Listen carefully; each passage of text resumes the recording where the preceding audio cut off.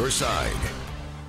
Nearly 500 unruly students packed onto Stratford Avenue near UC's campus Saturday night. And tonight, some residents say they've had enough of this. The party is known as Stratford Palooza. It's held every year in University Heights, and this year, students say it got out of control. 9 on Your Side reporter Amy Wattis is live tonight with how some nearby residents are reacting to this party. Amy?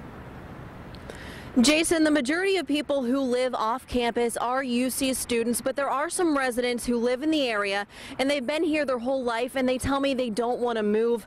Now, I spoke to some of those residents about last night's party, and they tell me they've had enough. These are pictures students posted on Twitter of Stratford Palooza, a party students say takes place once a year. Some viewers also sent us photos. Police say nearly 500 students showed up.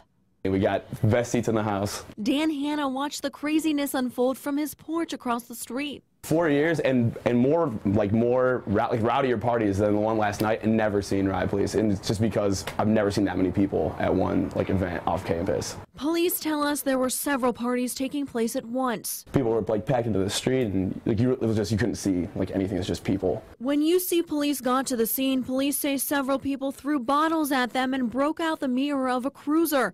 20 Cincinnati police officers were called in dressed in riot gear. We spoke to a student who was at the party. She didn't want her face shown on TV. I like to think that my campus is smarter than that. Folks who have lived in the neighborhood for 40+ years say the partying is getting out of control.